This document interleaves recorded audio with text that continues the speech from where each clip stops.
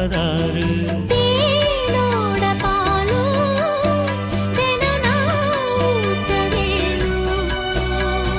பூவான வானம் அதில் போயாட வேணும்.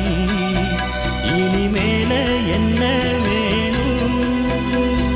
நாளும் பொழுதெல்லாம் ஒன்ன நினைக்கிறேன். தனியா படுத்துத்தான் சுகமா ரசிக்கிறேன்.